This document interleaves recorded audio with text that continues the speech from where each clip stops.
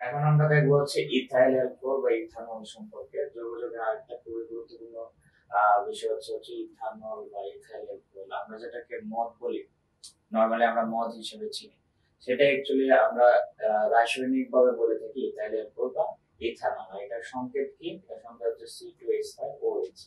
OH যদি কোনো জৈব যৌগের শেষে থাকে সেগুলাকে আমরা ইথানল বলে থাকি। ঠিক আছে?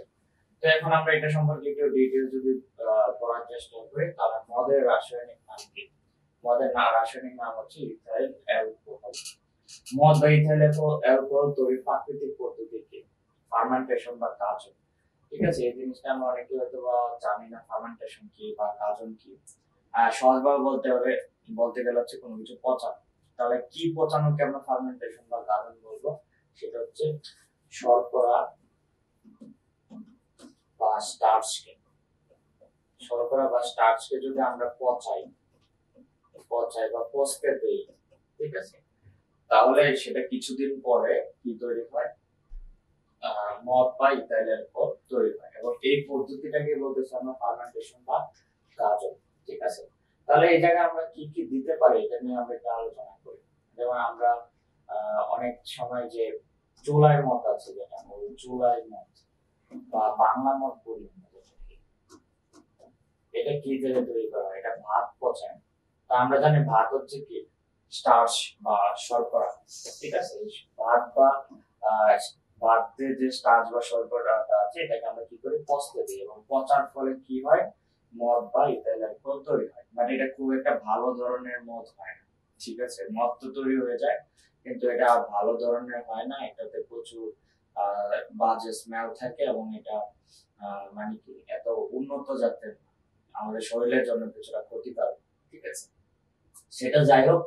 তো মদ তৈরি করার জন্য তুমি আলু পচাইতে পারো, তুমি ভাত পচাইতে পারো, বা যে কোনো ধরনের স্টার্চ যদি তুমি পচাও, সেটা থেকে অবশ্যই মদ তৈরি করা সম্ভব। ঠিক আছে, তো আমরা জানলাম কি যে মদের রাসায়নিক নাম হচ্ছে ইথাইল অ্যালকোহল, এবং মদ বা ইথাইল অ্যালকোহল তৈরির প্রাকৃতিক পদ্ধতি কি? ফার্মেন্টেশন বা কার্জন পদ্ধতি। ফার্মেন্টেশন কার্জন কি? কোনো স্টার্চ বা শর্করাকে পচতে দেওয়া। ওকে, এরপরে গ্লুকোজের ফার্মেন্টেশন, ইস্টের ভূমিকা কি? তো ফার্মেন্টেশন কিন্তু এমনি এমনিতেই হয় না। ঠিক আছে, ফার্মেন্টেশন বা পচানোর জন্য কিছু বিয়োজক আছে। বিয়োজক বলতে কি বোঝায়? যারা কোনো প্রাণীকে, কোনো বস্তুকে, কোনো উদ্ভিদকে পচাইতে সাহায্য করে। আমাদের প্রকৃতিতে দুইটা জিনিস আছে, দুইটা আহ জীব বলতে পারো, জীব আছে যারা হচ্ছে বিয়োজক বা পচাইতে সাহায্য করে। দুইটা জিনিস কি? একটা হচ্ছে ব্যাকটেরিয়া। তো ব্যাকটেরিয়া কি করে? উদ্ভিদ, প্রাণী মারা যাওয়ার পর সেগুলোকে পচাইতে সাহায্য করে। এবং সেকেন্ড জিনিসটা হচ্ছে ছত্রাক। ঠিক আছে, তো এই দুইটা জীব আছে যেগুলো আমাদের প্রকৃতিতে বিয়োজক হিসেবে কাজ করে, কোনো জিনিসকে পচাইতে সাহায্য করে। তো এখানে যে প্রশ্নটা করছে যে গ্লুকোজ বা শর্করাকে পচাইতে বা ফার্মেন্টেশন করতে ইস্টের ভূমিকা কি? ইস্ট কি? ইস্ট হচ্ছে এক ধরনের ছত্রাক। ছত্রাকের অনেক ধরনের আহ, মানে অনেক টাইপ আছে, তার মধ্যে একটা হচ্ছে ইস্ট। এবং ইস্ট কি করে? গ্লুকোজকে পচায়। এবং কিভাবে পচায়? ইস্ট এক ধরনের এনজাইম ছেড়ে দেয়। আর কোন শর্করার উপর এক ধরনের এনজাইম ছাড়ে। এনজাইমটার নাম কি? জাইমেস এনজাইম। এই জাইমেস এনজাইম কি করে? গ্লুকোজটাকে পচাইতে সাহায্য করে। ঠিক আছে, এবং এদের ভূমিকা কিন্তু অনেক বেশি। ঠিক আছে, যেমন ছত্রাকের যদি আমি বলি, আমাদের অনেক সময় অনেকে আছে কি ডাল রান্না করে, এবং ডালের উপরে একদিন হয়ে যাওয়ার পরে উপরে এক ধরনের ফেনা ফেনা তৈরি হয়, তাই না? তো অনেকে আবার সেটাকে আবার আবার প্রসেসিং করে খায়, বা আবার খাওয়ার চেষ্টা করে। বাসা বাড়িতে তো এগুলা ফেলাই না। ঠিক আছে, কিন্তু এটা খাওয়াটা উচিত না। কেন উচিত না? কারণ এটার উপর যেটা জন্ম সেটা হচ্ছে ছত্রাক, এবং এই ছত্রাক কি করে? সেখানে এক ধরনের বিষাক্ত কেমিক্যাল ছেড়ে দেয়, যেটা আমাদের পেটের অসুখ তৈরি করতে পারে, পেট ব্যথা বা পেটে অসুস্থতা তৈরি করতে পারে। যাই হোক, তাহলে ইস্ট কেন ফার্মেন্টেশনের ভূমিকা রাখে? কারণ সে এক ধরনের এনজাইম বা বিষাক্ত এক ধরনের পদার্থ বলতে পারো, সেটা সেখানে ছেড়ে দেয়, সেটার নাম কি? জাইমাস এনজাইম। এরপরে রেকটিফাইড স্পিরিট কি? এটা তোমাদের যে বিজ্ঞান বই আছে, 9 বিজ্ঞান বই, সেখানে আছে রেকটিফাইড স্পিরিট কি? 95.6% হচ্ছে ইথাইল অ্যালকোহল থাকবে, এবং 4.4% হচ্ছে পানি থাকবে, এটাকে বলা হচ্ছে রেকটিফাইড স্পিরিট। এখন রেকটিফাইড স্পিরিট আমরা চিন্তা নাই, ঠিক আছে।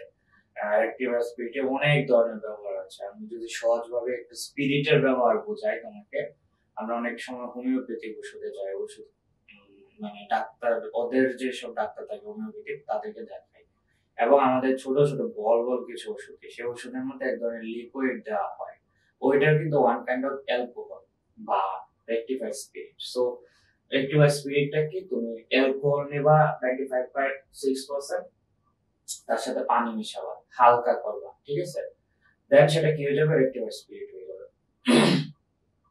এখন কয়েক ধরনের রেকটিফাইড স্পিরিটের যদি নাম বলি আমরা, সেটা হইতে পারে হুইস্কি, ব্র্যান্ডি, জিন, ঠিক আছে। তো এগুলো হচ্ছে মদের প্রকারভেদ বলতে পারো। মদ, বিভিন্ন ধরনের মদ আছে না, হুইস্কি আছে, ব্র্যান্ডি আছে, তারপরে জিন, আর অনেক নামেরই আছে, ঠিক আছে। সো এগুলা অ্যাকচুয়ালি কি, এগুলো অ্যাকচুয়ালি হচ্ছে রেকটিফাইড স্পিরিট, কারণ এখানে সম্পূর্ণ কিন্তু ইথাইল অ্যালকোহল থাকে না, এটার সাথে কিছুটা পানি মেশানো থাকে, তারপরে কিন্তু এটা অনেকটা বেশি, 95.6%, ঠিক আছে। আমরা অনেকেই হচ্ছে বিয়ার খাই, বা আমাদের দেশে এটা অ্যাভেলেবল, অন্যান্য দেশে বিয়ার খায়, নর্মাল ড্রিঙ্কস হিসেবে বিয়ার খায় বা শ্যাম্পেন খায় এগুলা। সো এগুলা কিন্তু এত বেশি পরিমাণে হচ্ছে অ্যালকোহল থাকে না, বাট এই যে হুইস্কি, ব্র্যান্ডি, এগুলোর মধ্যে কিন্তু 95.6% হচ্ছে অ্যালকোহল থাকে।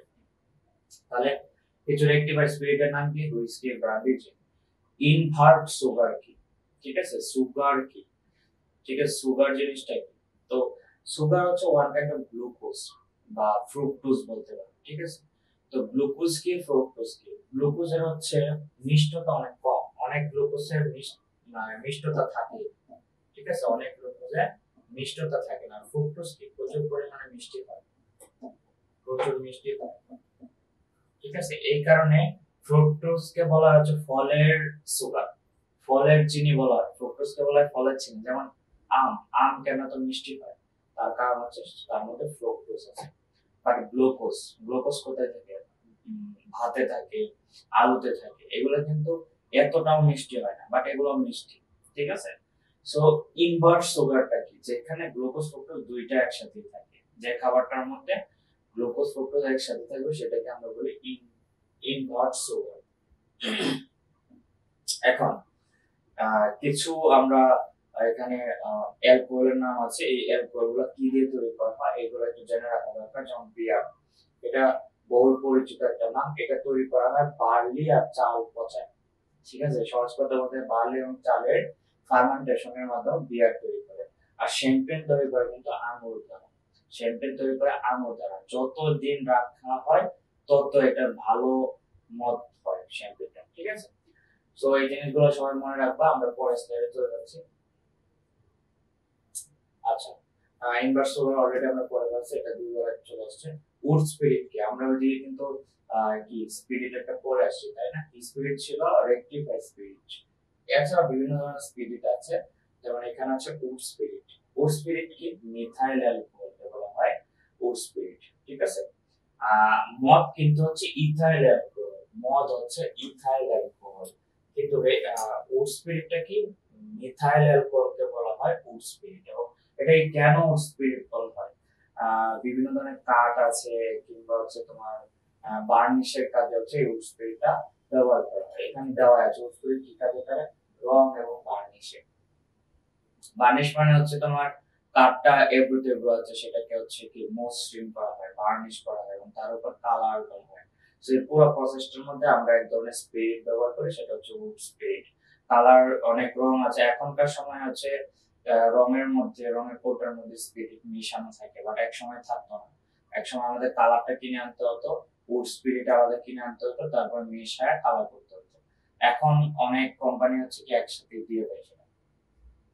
ওকে, এরপরে পাওয়ার অ্যালকোহল কি, 20 থেকে 30% অ্যালকোহল প্লাস হচ্ছে পেট্রোল প্লাস হচ্ছে ইথার অথবা বেনজিন, এই মিশ্রণটাকে বলা হয় পাওয়ার অ্যালকোহল। এবং এটাকে পাওয়ার অ্যালকোহল কেন বলা হচ্ছে, নিচের লাইনটা বললে বুঝতে পারবা। এটাকে পাওয়ার অ্যালকোহলটা কি কাজে লাগে, মোটর গাড়ির জ্বালানি রূপে, ঠিক আছে। কিছুদিন আগে একটা জাহাজ বানাইছে ডেনমার্ক নেভি, সেই জাহাজটা পুরোটাই চলবে হচ্ছে অ্যালকোহল দিয়ে।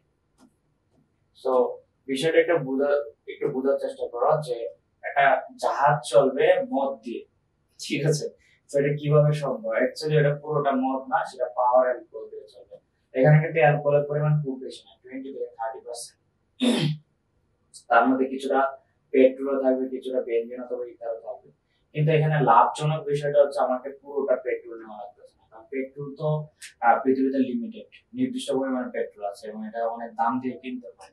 বাট অ্যালকোহল কিন্তু তৈরি করা যায়, আমরা কিন্তু অলরেডি দেখছি। তুমি যদি আলু পচাও, তুমি যদি চাল মানে ভাত পচাও, কিংবা অন্যান্য যে স্টার্চ যুক্ত খাবার আছে সেগুলোকে যদি তুমি পচাও, তাহলে সেখান থেকে কিন্তু তুমি অ্যালকোহল তৈরি করতে পারবে। তো তুমি কি করলা, পেট্রোলের 20 থেকে 30% বাঁচায় দিচ্ছ এখানে, সেটা অ্যাড করে দিচ্ছ, অ্যালকোহলের পরিমাণ বেড়ে যাচ্ছে। এবং এই যে জাহাজটা আবিষ্কৃত হয়েছে, এই জাহাজটার মধ্যে পাওয়ার অ্যালকোহল ব্যবহার করা হবে এবং এতে গাড়িও চালানো সম্ভব, এতে জাহাজও চালানো সম্ভব। ওকে, আমরা পরের স্লাইডে চলে যাই। অ্যাস্টার, আমরা এতক্ষণে অনেক ধরনের যৌগ পেলাম, অ্যালকিন, অ্যালকেন, অ্যালকাইন, তারপরে পড়েছি আমরা অ্যালকোহল। এখন আমরা পড়বো হচ্ছে অ্যাস্টার, ঠিক আছে? সো অ্যাস্টারের এই টপিকটা খুবই গুরুত্বপূর্ণ। তোমরা যদি প্রিভিয়াস কোশ্চেন গুলো দেখো, দেখবে এখান থেকে কোশ্চেন আসছে, এই চারটা থেকে কোশ্চেন আসছে। তার মানে এটা আমাদের একটু ভালো করে খেয়াল করে পড়তে হবে।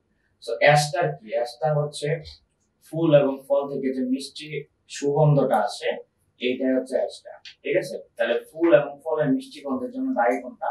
এটাকে বলি আমরা অ্যাস্টার। এখন কোন ধরনের ফলে কি ধরনের অ্যাস্টার থাকে এটা আমরা একটু দেখি। পাকা কলা, কলা যখন কাঁচা থাকে অবশ্যই তার মধ্যে কোনো মিষ্টি গন্ধ থাকে না, ঠিক আছে? কিন্তু যখন পেকে যায় তখন তার মধ্যে থেকে এক ধরনের মিষ্টি গন্ধ আসে। এটা কি জন্য? এটা অ্যাস্টারের জন্য। অ্যাস্টারটার নাম কি? অ্যাস্টার নাম হচ্ছে অ্যামাইল এসিটেট। পাকা কলায় থাকে অ্যামাইল এসিটেট। একদম এই চারটা যেন সকলের মুখস্থ থাকে, এই চারটা সকলের মুখস্থ থাকে। পাকা কলায় কি থাকে? Amyl acetate. এরপরে পাকা কমলায় কি থাকে? অক্টাইল এসিটেট। পাকা কমলায় মিষ্টি গন্ধ আসার জন্য কোনটা দায়ী? অক্টাইল এসিটেট। পাকা আনারস, পাকা আনারসের জন্য দায়ী কোনটা? Ethyl butyrate. পাকা আনারস থেকে মিষ্টি গন্ধ কেন আসে? ইথাইল বিউটারেট থাকার কারণে।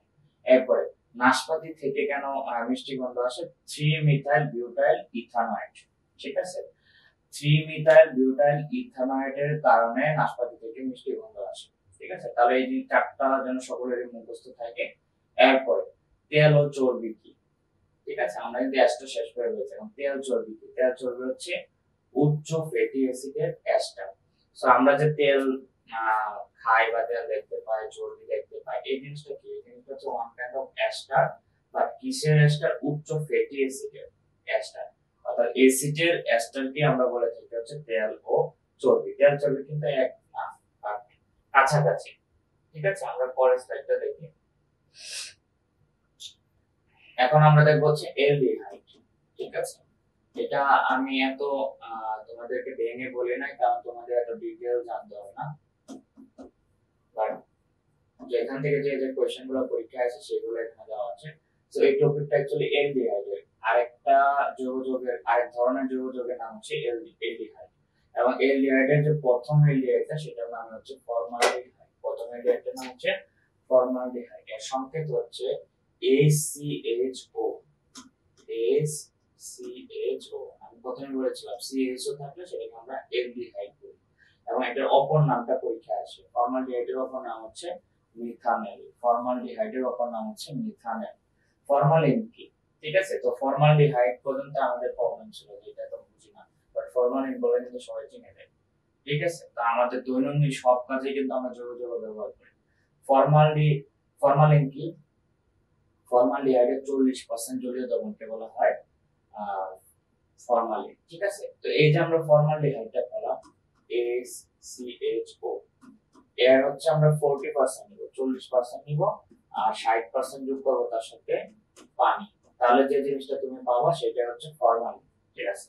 তো ফরমালিন আসলে কি কাজে লাগে? জীব সংরক্ষণ এবং পচন, ঠিক আছে? সেটা হইতে পারে কোনো ফল, হইতে পারে মাংস, মাছ, ঠিক আছে? তো এটা যাতে আমরা দীর্ঘদিন রাখতে পারি সেজন্য আমরা কি করি? ফরমালিনের মধ্যে রাখি, ফরমালিন দিয়ে রাখি, ঠিক আছে? তো এটা ফরমালিন কি কাজে লাগে? একটা জীবাণুনাশক হিসেবে কাজ করে ফরমালিন। তো আমরা কিন্তু এর আগে স্লাইডে পড়েছিলাম কি বিয়োজক। বিয়োজক কি আমাদের আছে, ব্যাকটেরিয়া আছে এবং হচ্ছে কি ছত্রাক আছে। এখন এই দুইটা জিনিস যদি কোনো প্রাণী বা কোনো উদ্ভিদের শরীরে না থাকে কোনো কারণে, তাহলে ওই উদ্ভিদ শরীর ওই প্রাণী শরীর কখনোই পচবে না। ঠিক আছে, কখনোই পচবে না, যেরকম আছে এরকমই থাকবে। পচের কারণ কি? পচের কারণ ব্যাকটেরিয়া এবং ছত্রাকের কারণে। এরা কি করে? পচায়া দেয়। আচ্ছা, এখন ফরমালিন কি কাজটা করে? এদেরকে প্রতিরোধ করে। ঠিক আছে, এদেরকে ওই প্রাণী বা উদ্ভিদের শরীরে প্রবেশ করতে দেয় না, যার কারণে কি হয়, ওইটা পচতে পারে। সেই কারণে অনেক ব্যবসায়ীরা বা যারা হচ্ছে ফলের ব্যবসা করে, যারা হচ্ছে মাংসের ব্যবসা করে, মাছের ব্যবসা করে, ওরা ফরমালিন দেয় যাতে বেশি দিন ওটা টিকে থাকে।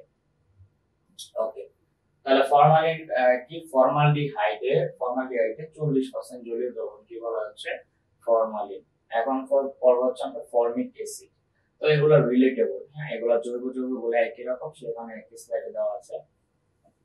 ফর্মিক অ্যাসিডটা কি? অনেক সময় কি হয়, বুলতা অথবা মৌমাছি অথবা লাল পিঁপড়া কামড় দিয়ে দেয়, তখন আমাদের প্রচন্ড কি জ্বালা পোড়া হয়, যে জায়গায় কামড়তে প্রচন্ড জ্বালা পোড়া হয়। প্রশ্ন হচ্ছে জ্বালা পোড়া হওয়াটা কারণ কি? কারণ ওইখানে সে একটা অ্যাসিড ছেড়ে দেয়, তার কামড়ে, বুলতা মৌমাছির কামড়ে এক ধরনের অ্যাসিড আমাদের শরীরে ঢুকে যায়, সেটার নাম হচ্ছে ফর্মিক অ্যাসিড। এই ফর্মিক অ্যাসিডের কারণে হচ্ছে আমাদের শরীরে জ্বালা পোড়া হয়। এবং তাহলে বুলতা মৌমাছি, লাল পিঁপড়া যদি কামড়ায় তখন কি করা যায়? তো এটা যেহেতু একটা অ্যাসিড, আমরা অ্যাকচুয়ালি এখানে চুন লাগাতে পারি। ঠিক আছে, চুন লাগালে কি হবে? চুন হচ্ছে এক ধরনের ক্ষার, এতে কি হবে? অ্যাসিডটা প্রশমিত হয়ে যাবে, এতে আমাদের একটু স্বস্তি লাগবে, জ্বালা পোড়াটা কমে যাবে। তাহলে বুলতা মৌমাছি, পিঁপড়া যদি কামড়ায় সেখানে একটা অ্যাসিড ছেড়ে দেয়, সেই অ্যাসিডটার নাম হচ্ছে ফর্মিক অ্যাসিড। এর কারণে আমাদের জ্বালা পোড়া হয় এবং তুমি এটাকে প্রতিরোধ করতে পারো, সেখানে চুন ব্যবহার করে। আচ্ছা, আমরা পরের স্লাইডে চলে যাই। Methanoic acid. ঠিক আছে, আমরা এর আগে পড়লাম অ্যালডিহাইড, এখন আমরা পড়তেছি অ্যাসিড।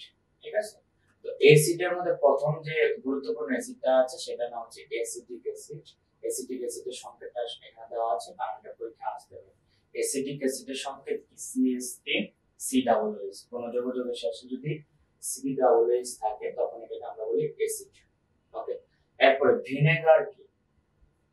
তো আমরা অনেক সময় বাসায় ভিনেগার ইউজ করি বিভিন্ন রান্নার ক্ষেত্রে, তবে ভিনেগারটাও এক ধরনের ফরমালিনের মতো কাজ করে, মানে এটাও খাবারকে পচতে দেয়।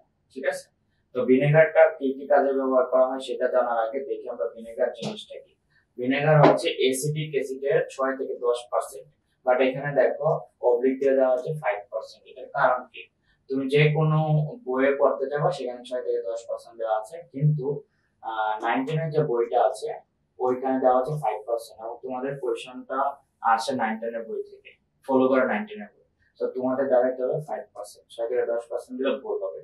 তাহলে অ্যাসিটিক অ্যাসিডের 5% কে ভিনেগার বলা হয়। মানে তুমি অ্যাসিটিক অ্যাসিড নিলা, তার 95% থাকবে হচ্ছে পানি, আর 5% থাকবে মাত্র অ্যাসিটিক অ্যাসিড। ঠিক আছে, তাহলে ওইটাকেই বলতেছি আমরা ভিনেগার। তো ভিনেগার কি কাজে লাগে? মাংস, মাছ, এবং আচার সংরক্ষণে সবচেয়ে বেশি এটা কাজে লাগে হচ্ছে আচার সংরক্ষণে। আচার কিভাবে সংরক্ষণ করা হয়? আচারের মধ্যে পুরোটা ভিনেগার দিয়ে রাখা হয়, তারপরে সারা বছর ইচ্ছা করলে খাওয়া যায়। ঠিক আছে, এতে এর মধ্যে ছত্রাক ওঠে। আচার নষ্ট হওয়ার প্রধান কারণ হচ্ছে ছত্রাক উঠে যায়, ছত্রাকের মধ্যে ইস্ট উঠে যায়। ইস্ট হচ্ছে সবচেয়ে বড় কালপ্রিট। ঠিক আছে, এই আচার নষ্ট করার জন্য। তাহলে ভিনেগারের ব্যবহার কোথায় হয়? মাছ, মাংস এবং আচার সংরক্ষণে।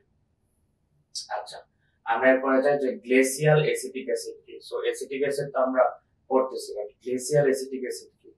100% বিশুদ্ধ অ্যাসিটিক অ্যাসিড কে বলা হয় গ্লেসিয়াল অ্যাসিটিক অ্যাসিড।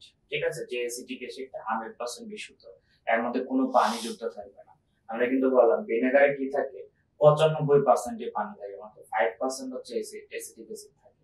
কিন্তু গ্লেসিয়াল অ্যাসিটিক অ্যাসিডে 100% হচ্ছে অ্যাসিড থাকে, পানি থাকে না। এটাকে আমরা বলি গ্লেসিয়াল অ্যাসিটিক অ্যাসিড। এরপরে কাঠ থেকে কোন অ্যাসিড পাওয়া যায়? Acetic acid. ঠিক আছে, কাঠে আমরা অ্যাসিটিক অ্যাসিড কোথায় পাবো? তুমি আজকে হচ্ছে অ্যাসিটিক অ্যাসিড পাইতে চাও, এখন তো মার্কেটে বাজারে পাবো। ধরো এমন একটা সময় ছিল যখন হয়তো মার্কেটে বাণিজ্যিক ভাবে আমরা এগুলো পাইতাম না, তখন মানুষজন কোথা থেকে অ্যাসিটিক অ্যাসিড পাইতো? সেটা হচ্ছে কাঠ থেকে। কাঠ থেকে কি পাওয়া যায়? অ্যাসিটিক অ্যাসিড পাওয়া যায়। এরপরে অক্সালিক অ্যাসিড কচু ওকে এটা একটু ভুল আসছে। যাই হোক, কচু খেলে গলা চুলকায় কেন? তাহলে এটা তো আমরা সবাই ফেস করছি যে কচু খেলে কি হয়, গলা চুলকায়। এটার কারণ কি? এটার কারণ হচ্ছে ক্যালসিয়াম অক্সালেটের জন্য। এই ক্যালসিয়াম অক্সালেট জিনিসটা কি? এটা হচ্ছে one kind of oxalic acid. ঠিক আছে, এটা উপরে চলে গেছে, one kind of oxalic acid. Okay, তো কচু খেলে গলা চুলকায় কেন? কারণ কচুর মধ্যে কিছু বিষাক্ত বা কি বলা যায় কিছু পদার্থ আছে, যে পদার্থগুলো আমাদের গলার মধ্যে আটকে যায়। এই পদার্থটার নাম কি? Calcium oxalate. এটা আমাদের গলার যে নরম অংশ আছে, নরম অংশের মধ্যে থেকে যায়, যেটা কি হয় মানে চুলকানি তৈরি করে। ঠিক আছে, এই কারণে কি হয়, কচু খেলে গলা চুলকায়। এবং এটা দূর করা যায় কিভাবে? এটা দূর করা যায় যদি লেবু খাওয়া যায় বা লেবুর রস। ঠিক আছে, এটা ব্যবহার করলে কি হয়, ক্যালসিয়াম অক্সালেটটা চলে যায়। তারপরে যদি কালির দাগ লাগে, যে কোনো দাগ লাগলো, সেটা উঠানোর একটা সহজ নিয়ম হচ্ছে লেবুর রস দিয়ে চেষ্টা করা, মানে দাগটা উঠানো। ঠিক আছে, লেবুর রস ব্যবহার করলে অনেক দাগ উঠে যায়। তাহলে তারপরে কালির দাগ লাগলে কি দিয়ে উঠানো যায়? লেবুর রস দিয়ে। আমরা পরবর্তী স্লাইডে চলে যাই। ওকে, এটা খুবই গুরুত্বপূর্ণ, বিভিন্ন অ্যাসিড এবং তার উৎস, এটা থেকেও প্রশ্ন থাকে। পুরো চারটা থেকে প্রতি বছর একটা কোশ্চেন থাকে। সো আমরা দেখি যে কোন ফলে কি ধরনের রস থাকে বা সরি কি ধরনের অ্যাসিড থাকে। লেবুর মধ্যে থাকে হচ্ছে সাইট্রিক অ্যাসিড, এটা কিন্তু আমরা জানি। ঠিক আছে, লেবুর রসে কোন ধরনের অ্যাসিড থাকে? সাইট্রিক অ্যাসিড, এটা কমন অ্যাসিড। আমলকিতে কি থাকে? অক্সালিক অ্যাসিড, আমলকিতে থাকে অক্সালিক অ্যাসিড। আপেল এবং টমেটোর মধ্যে থাকে হচ্ছে মেলিক অ্যাসিড। ঠিক আছে, মেলিক অ্যাসিড থাকে। তেঁতুল আঙুরে থাকে টার্টারিক অ্যাসিড। এবং আঙুর মিষ্টি হলে কিন্তু টার্টারিক অ্যাসিড অ্যাকচুয়ালি থাকে না। আঙুর যখন কাঁচা থাকে তখন খেলে কিন্তু তেঁতুলের মতো টক লাগে, প্রচন্ড টক থাকে আঙুর।